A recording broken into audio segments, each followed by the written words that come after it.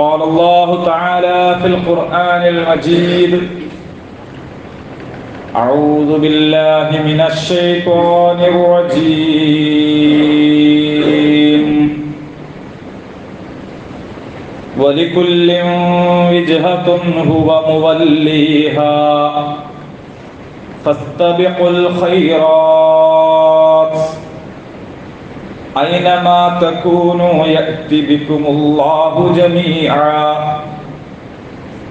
إن الله على كل شيء قدير. صدق الله العظيم. സ്നേഹാദരണീയരായ സഹോദരന്മാരെ, സഹോദരിമാരെ, അല്ലാഹു സുബ്ഹാനഹു തആല കൽപ്പിച്ചത് പ്രകാരം ജീവിതത്തിലുടനീളം തഖ്വ ഉള്ളവരായിരിക്കാൻ പരമാവധി പരിശ്രമിക്കുക. അല്ലാഹു സുബ്ഹാനഹു തആല നമ്മെ എല്ലാവരെയും അനുഗ്രഹിക്കുമാറാകട്ടെ. നമുക്കെല്ലാവർക്കും അല്ലാഹു തആല ഉപകാരപ്രദമായ വിജ്ഞാനത്തെ വർദ്ധിപ്പിച്ചു തരുമാറാകട്ടെ. പരിശുദ്ധ ഖുദ്സിന്റെ മോചനത്തിനായി പൊരുതിക്കൊണ്ടിരിക്കുന്ന നമ്മുടെ സഹോദരി സഹോദരന്മാർ, ആ പോരാളികൾക്ക് അല്ലാഹു എളുപ്പത്തിൽ വിജയം നൽകുമാറാകട്ടെ. ക്രിസ്തുമസും പുതുവത്സര ആഘോഷങ്ങളും അതുപോലെ തന്നെ മറ്റു പലതരത്തിലുള്ള ആഘോഷ പരിപാടികളുമൊക്കെ നമ്മുടെ ചുറ്റുപാടുകളിൽ സജീവമായി കൊണ്ടിരിക്കുകയാണ്. നമ്മൾ ജീവിക്കുന്നത് ഒരു ബഹുമത സമൂഹത്തിലാണ്. നമുക്ക് ചുറ്റും ധാരാളം കണക്കായിട്ടുള്ള മതങ്ങളുണ്ട്. മതങ്ങൾക്കകത്ത് തന്നെ വ്യത്യസ്തങ്ങളായ ഉപവിഭാഗങ്ങളുണ്ട്.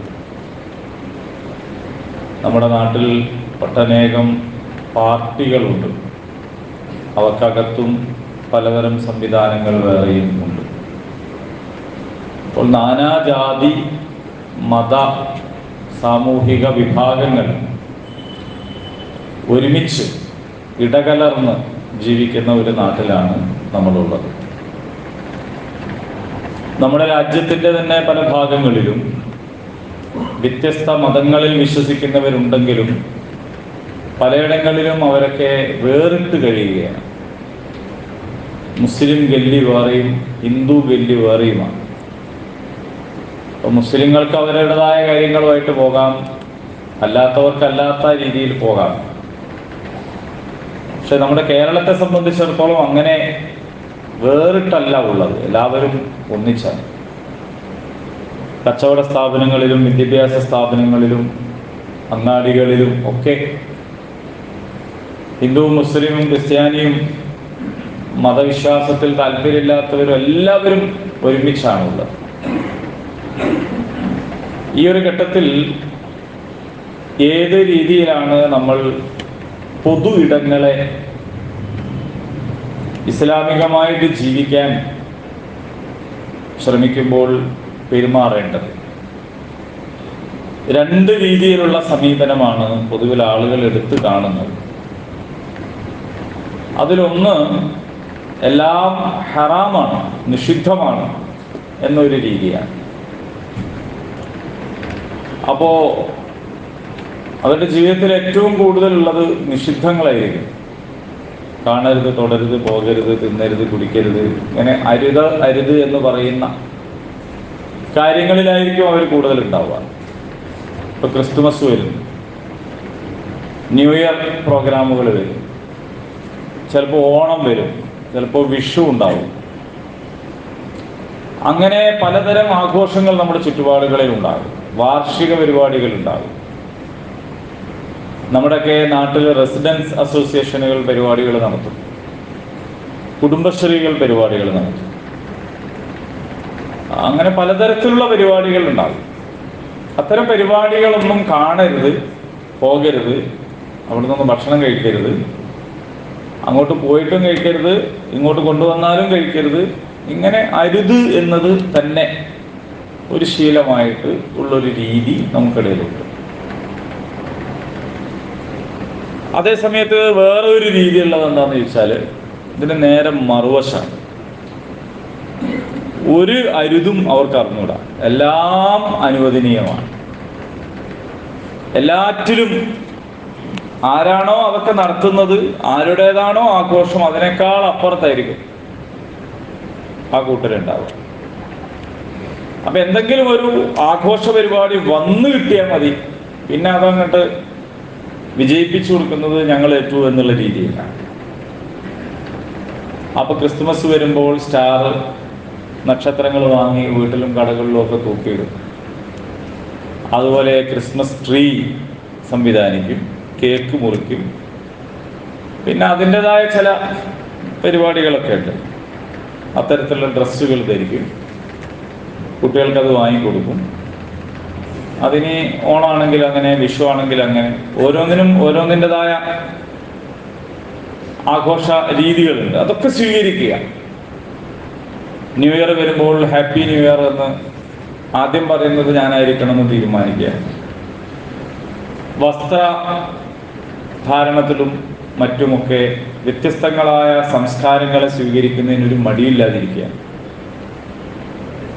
അപ്പൊ അങ്ങനെ സെറ്റ് മുണ്ട് കൊടുക്കേണ്ടടുത്ത് അങ്ങനെ, സെറ്റ് സാരി എടുക്കേണ്ടടുത്ത് അങ്ങനെ, കറുത്ത ഉപ്പായിടേണ്ട ദിവസം അങ്ങനെ, ഇങ്ങനെ എന്താണോ തൻ്റെ ചുറ്റുപാടുകളിൽ കാണുന്നത് അതിൻ്റെ പരമാവധിയിലാവുക എന്നുള്ളതാണ് രണ്ടാമത്തെ ഒരു വിഭാഗം. അപ്പൊ അതിൽ ആദ്യത്തെ കൂട്ടര് രണ്ടാമത്തെ കൂട്ടരെ കുറിച്ച്, അതായത് അരുത് നിഷിദ്ധാണ് എന്ന് പറയുന്ന ആൾക്കാർ മറ്റേ കൂട്ടരെ പറ്റി പറയാ ദീനില്ലാത്തവരെന്നാണ്. എന്നാൽ ഇപ്പുറത്ത് ഇതിലൊക്കെ സജീവമായിട്ടുള്ള ആളുകള് ഇതൊക്കെ നിഷിദ്ധാണെന്ന് പറയുന്ന ആളുകളെ യാഥാസ്ഥിതികരെന്നോ അല്ലെങ്കിൽ മതമൗലികവാദികളെന്നോ ഈ നാട്ടിൽ ജീവിക്കാൻ കൊള്ളരുതാത്തവരെന്നൊക്കെയാണ് പറയുന്നത്. ഇങ്ങനെ രണ്ടറ്റങ്ങളിലാണ് നമ്മുടെ സമുദായത്തിൽ നിന്നുള്ള ആളുകൾ പലപ്പോഴും ഉണ്ടാകുന്നത്. ഇതിൽ നമ്മളെവിടെയാണ് നിൽക്കേണ്ടത്, നമ്മളുടെ രീതി എന്താണ് എന്നതിനെ കുറിച്ച് നമുക്ക് കൃത്യമായ ഒരു ധാരണ വേണം. അങ്ങനെ ഒരു ധാരണ നമ്മൾ രൂപപ്പെടുത്തണമെങ്കിൽ ആദ്യം നമ്മൾ ആരാണെന്ന് നമുക്ക് തിരിയണം. നമ്മൾ ആരാണെന്ന് മനസ്സിലായാലാണ് നമ്മൾ എങ്ങനെയാണ് നിലപാട് സ്വീകരിക്കേണ്ടതെന്ന് തിരിയുള്ളൂ. നമ്മൾ ആരാണ്? നമ്മളൊരു സമുദായമാണോ? നമ്മളൊരു മതമാണോ? നമ്മുടെ നാട്ടിൽ ഒരുപാട് മതങ്ങളുള്ള കൂട്ടത്തിലൊരു മതമാണോ നമ്മുടെ മതം? ഒരുപാട് സമുദായങ്ങളും ജാതികളുമുള്ള കൂട്ടത്തിൽ അതിലൊന്നാണോ നമ്മൾ?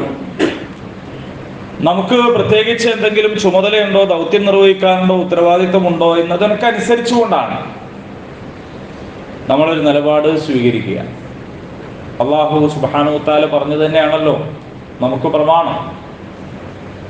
നമ്മൾ ആരാണ് എന്ന് പറഞ്ഞു തരേണ്ടത് അല്ലാഹു തആലയാണ്. കുൻതും ഖൈറ ഉമ്മ, അല്ലാഹു പറഞ്ഞിരിക്കുകയാണ്, നിങ്ങൾ ഉത്തമമായ ഒരു സമൂഹമാകുന്നു. ഖൈറു ഉമ്മത്താണ് നിങ്ങൾ. ഉഖ്രിജത് ലിന്നാസ്, നിങ്ങൾ നിങ്ങൾക്ക് വേണ്ടിയുള്ളവരല്ല, നിങ്ങൾ ജനങ്ങൾക്ക് വേണ്ടി എഴുന്നേൽപ്പിക്കപ്പെട്ട ഒരു ഉമ്മത്താണ്.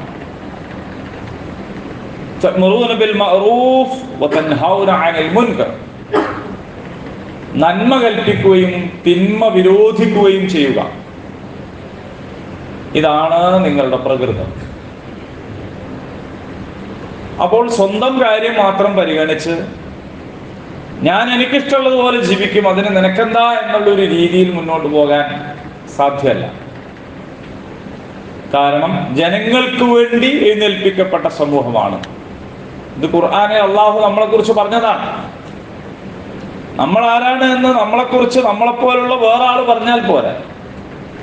സൃഷ്ടാവായ അള്ളാഹു സുബ്ഹാനഹു വ തആല പറഞ്ഞിട്ടുള്ളതാണ്, നിങ്ങൾ ഖൈറു ഉമ്മത്താണ്, നിങ്ങൾ ജനങ്ങൾക്ക് വേണ്ടിയുള്ളവരാണ്, നിങ്ങൾ നന്മ കൽപ്പിക്കുകയും തിന്മ നിരോധിക്കുകയും വിരോധിക്കുകയും ചെയ്യുന്നവരാണ്. എന്ന് പറഞ്ഞാൽ നമുക്ക് ജനങ്ങളിൽ നിന്ന് പാടെ മാറി നിൽക്കാൻ സാധ്യമല്ല. ജനങ്ങൾ കൂടുന്നിടത്ത് പോകാതിരിക്കാൻ നമുക്ക് കഴിയില്ല. ആളുകളുടെ ആഘോഷങ്ങളോട് പുറംതിരിഞ്ഞു നിൽക്കാൻ നമുക്ക് സാധ്യമല്ല. നാട്ടിൽ എന്തോ നടന്നുണ്ട്, ഞാനായി എൻ്റെ വീട് എൻ്റെ എൻ്റെ പള്ളി, എൻ്റെ വീട്, എൻ്റെ കച്ചവട സ്ഥലം അങ്ങനെ അങ്ങ് ഒതുങ്ങി നിൽക്കാൻ കഴിയില്ല. കാരണം നിങ്ങൾ ജനങ്ങൾക്ക് വേണ്ടിയുള്ളവരാണ്. ഒരു ഡോക്ടറെ പോലെയാണ്. അവനവന്റെ ആരോഗ്യം നോക്കി വീട്ടിലിരിക്കാൻ ഒരു ഡോക്ടർക്ക് സാധ്യമല്ല. ഡോക്ടർ അയാളുടെ കയ്യിലുള്ള മരുന്നുമായിട്ട് അയാളുടെ ചുറ്റുപാടുകളിലുള്ള രോഗികളുടെ അടുത്തേക്ക് പോകേണ്ടി വരും, അല്ലെങ്കിൽ അയാളെ തെരഞ്ഞ് രോഗികൾ വരും. എങ്ങനെയാണെങ്കിലും രോഗികളുമായിട്ട് അയാൾ ഇടപഴകേണ്ടതുണ്ട്. ഭൗതിക സിദ്ധാന്തം അനുസരിച്ച് രോഗാണുവാഹിനികളാണ് രോഗികൾ. രോഗാണുണ്ടോ ഇല്ല എന്നുള്ള ചർച്ച വേറെ നടക്കുന്നുണ്ട്, നമ്മളെ വിഷയം അതല്ല. അങ്ങനെ ഉണ്ട് എന്നാണ് പുതിയ സങ്കല്പം. അപ്പൊ അങ്ങനെയാണെങ്കിൽ രോഗികളൊക്കെ വാഹികളാണ്.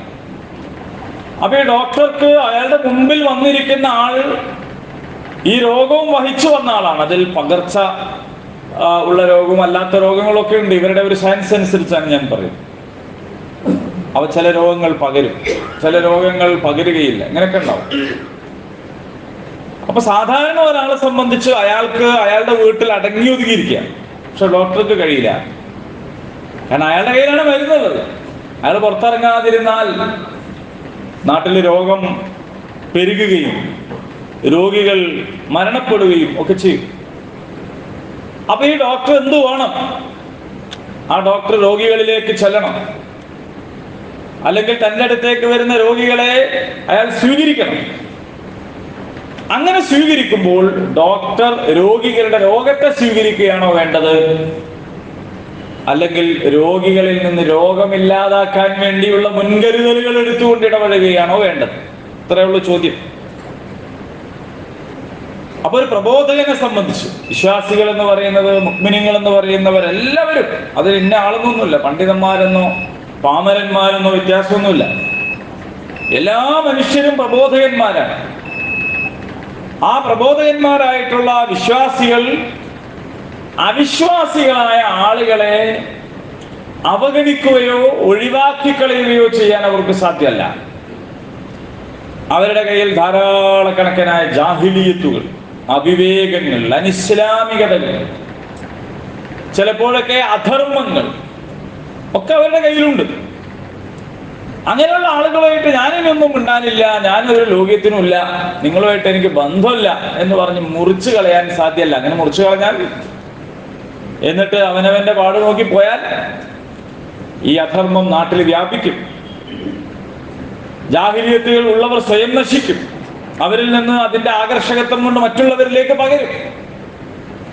അത് തന്റെ കുടുംബത്തെ ബാധിക്കും, തന്റെ ഈ ഭൂമിയിലെ ജീവിതത്തെ ബാധിക്കും. ആവശ്യമായ മുൻകരുതലുകൾ എടുത്തുകൊണ്ട് നമുക്ക് ഈ സമൂഹത്തിന്റെ കൂടെ ജീവിക്കണം. ഓണമുള്ളവരുടെ കൂടെ, വിഷു ഉള്ളവരുടെ കൂടെ, ക്രിസ്തുമസ് ഉള്ളവരുടെ കൂടെ,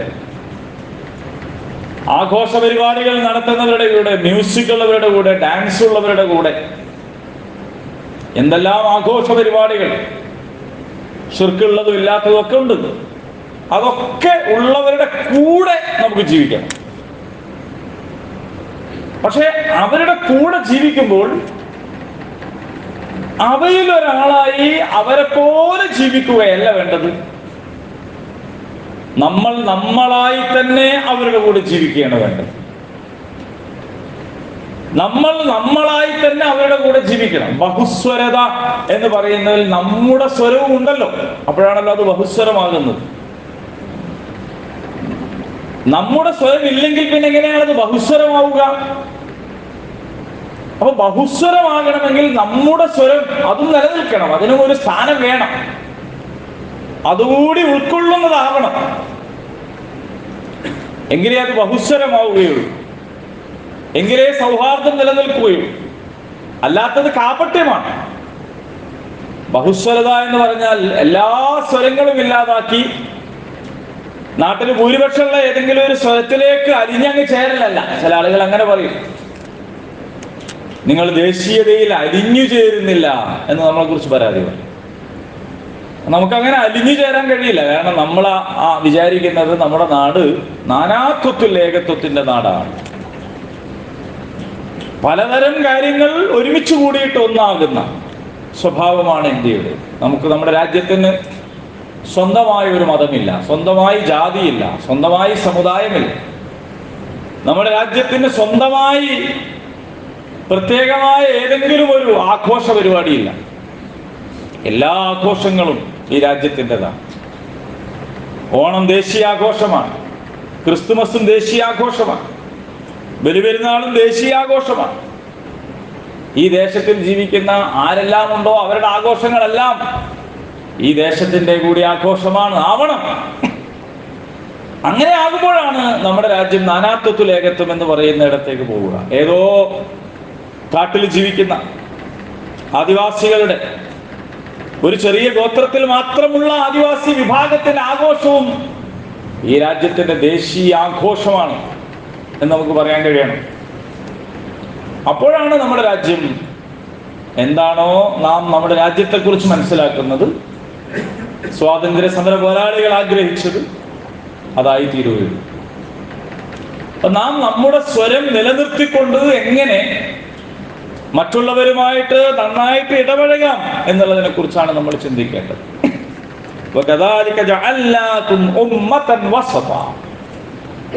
അള്ളാഹു പറഞ്ഞല്ലോ, നിങ്ങൾ ഒരു മധ്യമ സമൂഹമാണ്. രണ്ട് തീവ്രതകളിലേക്കും നിങ്ങൾ പോകാൻ പാടില്ല. ഒന്നുകിൽ ജീർണിച്ച് അങ്ങ് തകർന്നു പോകാനും പാടില്ല, അതല്ലെങ്കിൽ യാതൊരു നിയന്ത്രണവും അതിരും വരമ്പുമില്ലാത്ത വിധം അതിന്റെ അങ്ങേയറ്റത്തെത്താനും പാടില്ല. നിങ്ങൾ പെണ്ണിനെ പുറത്തിറക്കാതെ അടച്ചുപൂട്ടി വെക്കാൻ പാടില്ല, എന്നാൽ ഒരു ശ്രദ്ധയുമില്ലാതെ അഴിഞ്ഞാടാൻ വിടാനും പാടില്ല. എല്ലാ ആസ്വാദനങ്ങളെയും നിഷിദ്ധമാക്കി കളയാൻ പാടില്ല. ആസ്വാദനങ്ങൾക്ക് ഒരു അതിരും വരമ്പുമില്ലാതെ തോന്നിയവടി അള്ളാഹുവിനെ കുറിച്ചുള്ള സ്മരണയിൽ നിന്ന് തടയും വിധം അതിനഴിച്ചുവിടാനും പാടില്ല. നിങ്ങൾ കൈകളെ കെട്ടിപ്പൂട്ടി വെക്കാൻ പാടില്ല, നിങ്ങൾ ഒരു നിയന്ത്രണവുമില്ലാതെ തുറന്നിടാൻ പാടില്ല. ഉമ്മത്തൻ വസത, നിങ്ങളൊരു മധ്യമ സമൂഹമാണ്. അല്ലാഹു സുബ്ഹാനഹു വ തആല ഭൂമിയിൽ അനുവദിച്ച സീനത്തിനെ ആരാണ് നിഷിദ്ധമാക്കുന്നത്? ആർക്കാണ് അധികാരമുള്ളത് എന്ന് അല്ലാഹു ചോദിക്കുന്നു. ഭൂമിയിൽ പല അലങ്കാരങ്ങളുമുണ്ട്. ആ അലങ്കാരങ്ങളെല്ലാം നിഷിദ്ധമാക്കാനുള്ള അധികാരം നമുക്കില്ല. ആസ്വാദനങ്ങളെല്ലാം വേണ്ടെന്ന് വെക്കാൻ പാടില്ല. എല്ലാറ്റിനും അള്ളാഹുവും റസൂലും നിശ്ചയിച്ചിട്ടുള്ള അതിരും വരമ്പും പരിധികളും എങ്ങനെയാണോ അതൊക്കെ മുന്നോട്ട് കൊണ്ടുപോകേണ്ടത്, നിയമാനുസൃതം അതിനെയൊക്കെ മുന്നോട്ട് കൊണ്ടുപോവുക എന്നുള്ളതാണ് വേണ്ടത്. അപ്പൊ നമ്മുടെ ചുറ്റുപാടുകളിലുള്ള ഇത്തരത്തിലുള്ള ആഘോഷ പരിപാടികൾ നമ്മൾ കണ്ടുകൊണ്ടിരിക്കുമ്പോൾ, അതിലേക്ക് നമ്മൾ ക്ഷണിക്കപ്പെടുമ്പോൾ നമ്മുടെ മനസ്സിലാകേണ്ടുന്ന ഒരു വാക്യമാണ് ഞാൻ ഓതി വെച്ചത്. വലികുല്ലിൻ വിജ്ഹത്തുൻ ഹുവ മുവല്ലിഹ. ഓരോരുത്തർക്കും അവരവരുടേതായ ദിശകളും. നമ്മുടെ ഖിബല മാറ്റവുമായി ബന്ധപ്പെട്ട് ഉള്ള ഒരു സാഹചര്യത്തിലാണ് ഈ ആയത്ത് ഇറങ്ങുന്നത്. ഓരോരുത്തർക്കും ഓരോ ദിശയുണ്ട്. എന്നിട്ട് കിഴക്കാണോ പടിഞ്ഞാറാണോ തെക്കാണോ വടക്കാണോ ഏതാണ് നിങ്ങളുടെ ദിശ എന്ന് പറയല്ല അള്ളാഹു ചെയ്യുന്നത്. ഫസ്തബിഖുൽ ഖൈറാത്ത്, നിങ്ങൾ നന്മയിലേക്ക് മുന്നേറണം എന്നാണ്. കിഴക്കോട്ട് പടിഞ്ഞാറോട്ട് തെക്കോട്ട് വടക്കോട്ട് എന്നല്ല, നിങ്ങൾ നന്മയിലേക്ക് മുന്നേറണം. അയ്നമാ തകൂനു യഅതി ബികുമുല്ലാഹു ജമീഅ. നിങ്ങൾ എവിടെയായിരുന്നാലും നിങ്ങളെല്ലാവരെയും അള്ളാഹു കൊണ്ടുവരും. ഇന്നല്ലാഹ അലാ കുല്ലി ഷൈഇൻ ഖദീർ. നിശ്ചയമായും അള്ളാഹു എല്ലാ കാര്യത്തിനും കഴിവുള്ളവനാകുന്നു. എല്ലാറ്റിനും കഴിവുള്ളവനാണ്.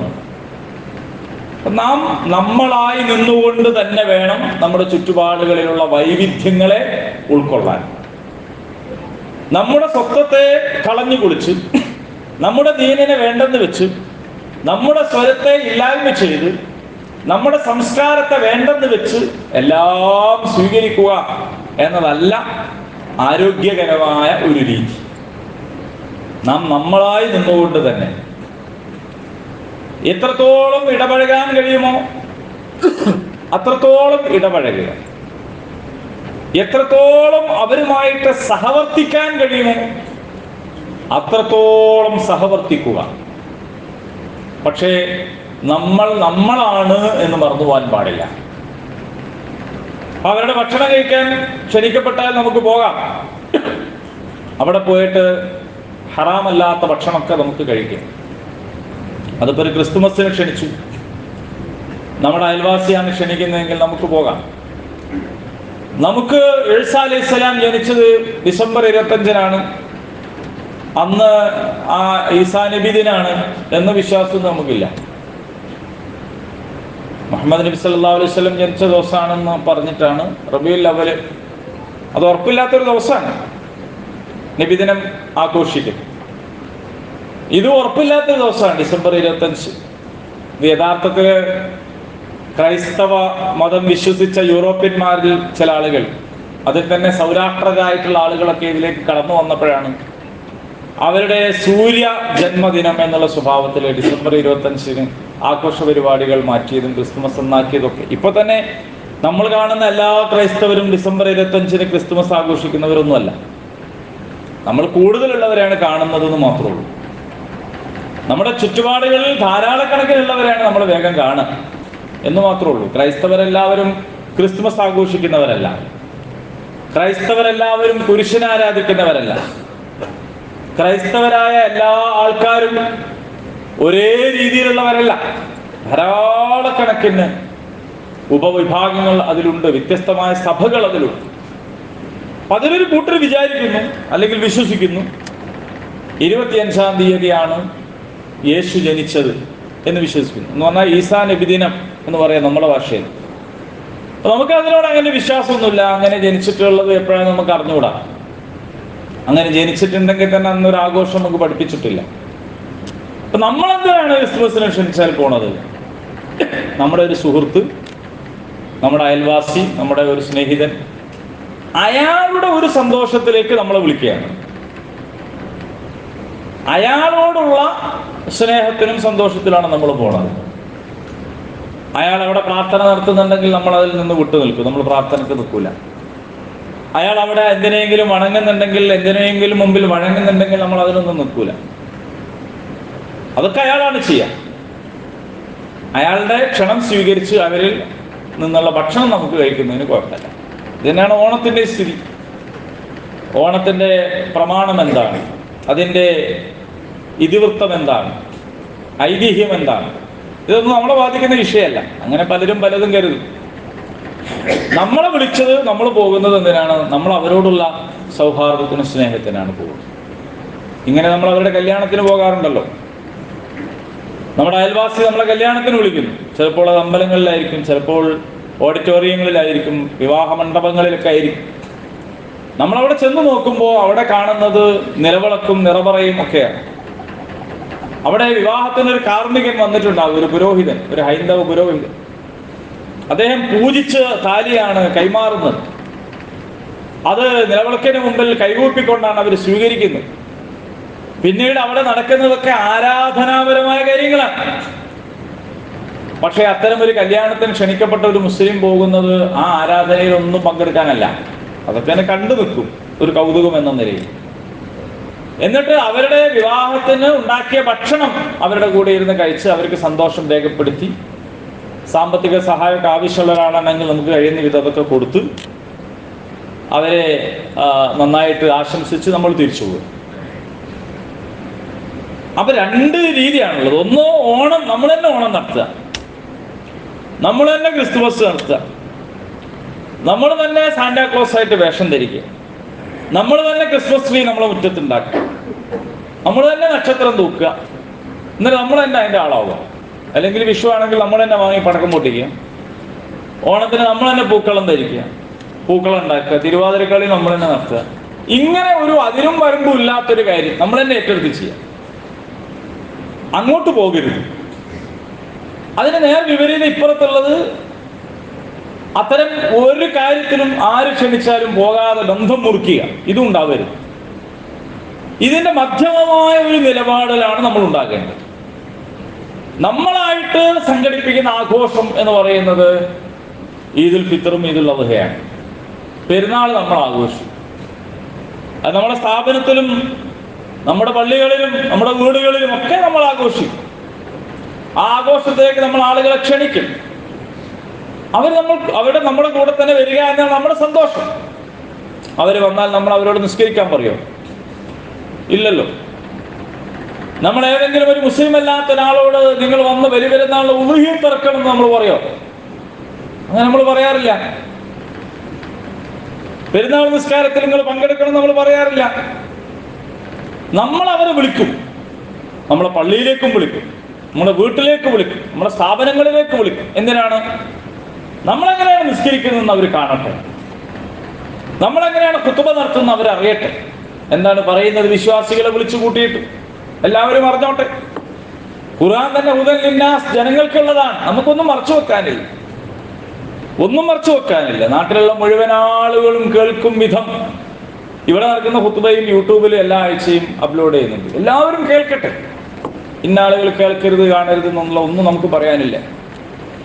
നമുക്ക് വിശ്വാസികളെ വിളിച്ചുകൂട്ടി എന്തോ ഒരു സ്വകാര്യം, ആരും അറിയാത്തത്, അങ്ങനെ പറയാനില്ല.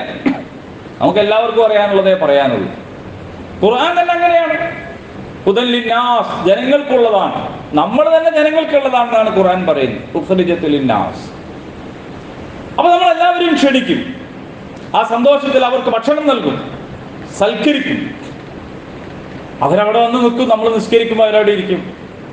നമ്മൾ ഉദയത്തെ അറുത്ത് കഴിഞ്ഞാൽ ചിലപ്പോൾ അവരതിൽ നിന്ന് ഉണ്ടാക്കിയ ഭക്ഷണം കഴിക്കും. അല്ലാതെ അവർ ഉദയത്തെ ഇറക്കൂല, അവർ ഫിത്ർ സക്കാത്ത് കൊടുക്കൂല, അവർ നിസ്കരിക്കൂല. ഇതുപോലെ നമ്മളായിട്ട് പൂവിടണ്ട, നമ്മൾ നക്ഷത്രം തൂക്കണ്ട, നമ്മൾ ക്രിസ്മസ് ട്രീ ഉണ്ടാക്കണ്ട.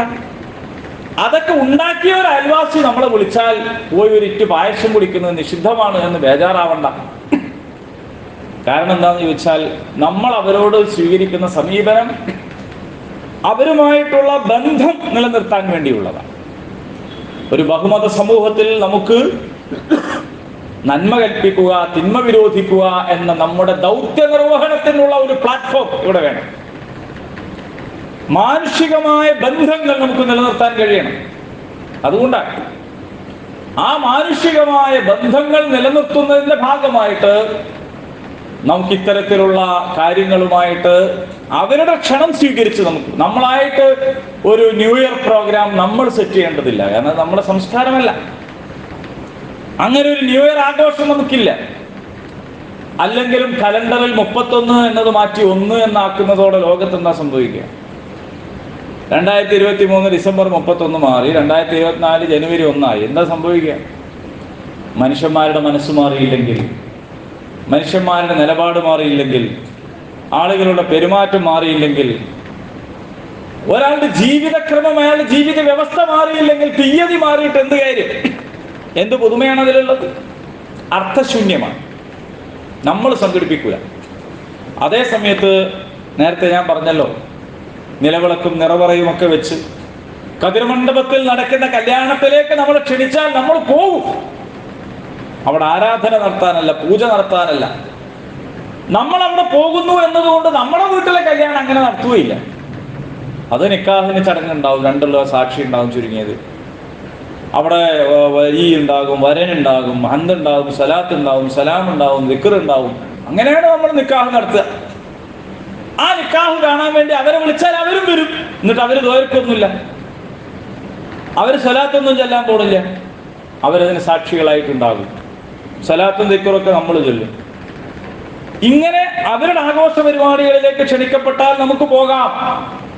നമ്മുടെ ആഘോഷ പരിപാടിയിലേക്ക് നമ്മൾ അവരെയും ക്ഷണിക്കണം. എന്നാൽ അവരുടെ ആഘോഷ പരിപാടികൾ നമ്മളല്ല സംഘടിപ്പിക്കേണ്ടത്, അത് അവരാണ് സംഘടിപ്പിക്കേണ്ടത്. നമ്മളാണ് സംഘടിപ്പിക്കേണ്ടത്, അവരല്ല. ഓരോരുത്തർക്കും ഓരോ ദിശയുണ്ട്. ഫസ്തബിഖുൽ ഖൈറാത്ത്, നമ്മൾ നന്മയിലേക്ക് മുന്നോട്ട് പോകുക. ആരുടെ തൃപ്തിയാണ് നമുക്ക് വേണ്ടത്?